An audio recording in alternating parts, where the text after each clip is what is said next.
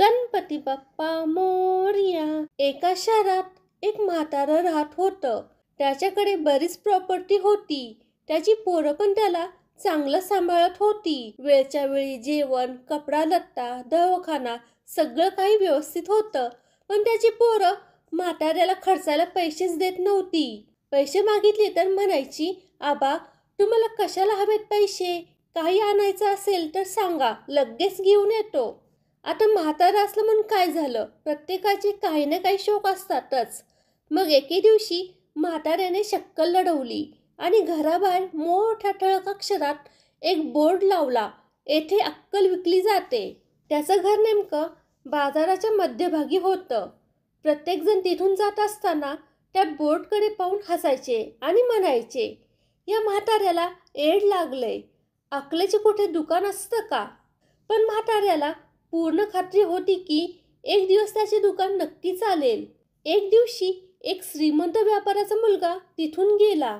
दुकान पाहून त्याला राहवलं नाही, म्हणून तो अक्कलेच्या दुकानात गेला आणि म्हाताऱ्याला विचारलं, येथे कसली अक्कल विकत मिळते आणि तिची किंमत काय आहे? म्हाताऱ्याने उत्तर दिलं, बाबा तू किती पैसे खर्च करतो यावर ते अवलंबून आहे. डब्बूने 1 रुपया काढला आणि विचारलं, या रुपयाच्या बदल्यात मला कोणती अक्कल मिळेल? म्हातारं म्हणालं, या 1 रुपयाच्या अक्कलीमुळे तुझे 2 लाख रुपये वाचू शकतात.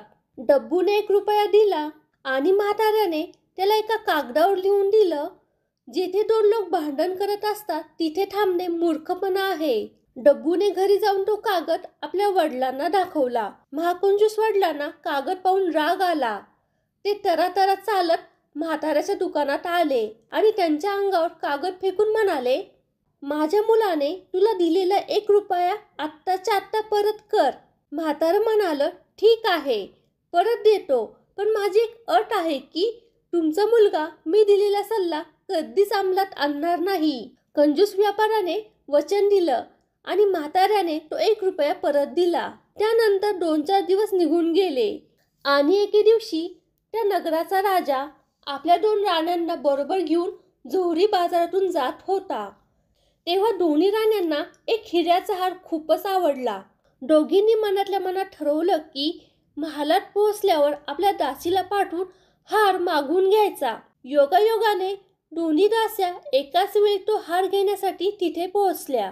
मोठ्या राणीची दासी म्हणाली, मी मोठ्या राणीची सेवा करते म्हणून हा हार मीच घेऊन जाणार. दुसरी दासी म्हणाली, पण राजाचं लहान राणीवर खूप प्रेम आहे, त्यामुळे हा हार मीच घेऊन जाणार.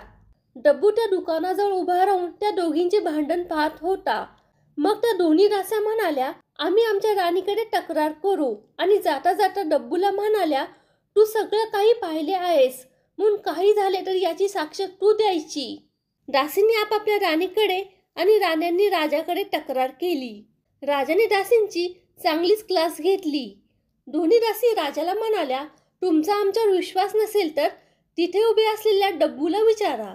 राजा म्हणाला, डब्बूला साक्ष देण्यासाठी दरबारात बोलवा, उद्याच या भांडणावर निर्णय घेऊ. राजाने दरबारात बोलवल्यामुळे डब्बू हैराण परेशान झाला आणि त्याच्या वडिलांना टेन्शन आलं.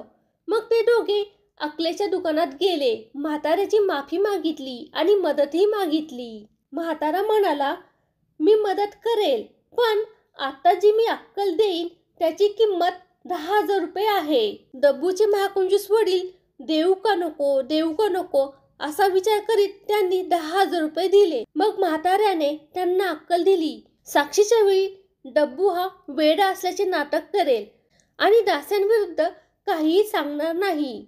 पुढील दिवशी डब्बू दरबारात गेला आणि त्याने वेडा असल्याचे नाटक केले.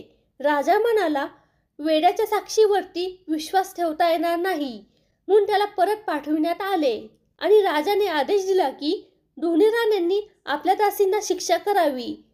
कारण भांडण हे कोणत्या दासीने सुरू केले हे ओळखणं खूपच कठीण आहे. मोठी राणी तर खुश झाली, पण लहान राणी चिडली. नंतर डब्बूला कळालं की लहान राणी त्याच्यावर नाराज आहे, ती आपल्याला काहीही करू शकते. त्याला टेन्शन आलं. मग तो पुन्हा अक्कलेच्या दुकानात गेला. म्हातारं म्हणालं, यावेळी अक्कलीची किंमत 20,000 रुपये आहे. पैसे घेतल्यावर म्हातारं म्हणालं, असं कर, तो हार खरेदी करून लहान राणीला भेट दे. डब्बूला तर धक्काच बसला आणि तो म्हणाला, हार? पण हे कसं शक्य आहे? त्या हाराची किंमत 2 लाख रुपये आहे. म्हातारं म्हणालं, मी तुला आधीच सांगितलं होतं ना, 1 रुपयाची अक्कल तुझे 2 लाख रुपये वाचवू शकते. इकडे डब्बूला हार खरेदी करून राणीला भेट द्यावा लागला. म्हाताऱ्याच्या दुकानावर तर अक्कल विकत घेण्यासाठी लोकांची लाईन लागली आणि महाकंजूस व्यापारी डोक्याला हात लावून बसला. 1 रुपयाची अक्कल परत केली नसती तर बरं झालं असतं. ती परत केल्यामुळे माझे 2 लाख रुपये गेले, माझे 2 लाख रुपये गेले. हा व्हिडिओ जर तुम्हाला आवडला असेल तर व्हिडिओला लाईक करा आणि फोटोग्राफी इज माय पॅशन या यूट्यूब चॅनलला सबस्क्राईब करा. धन्यवाद.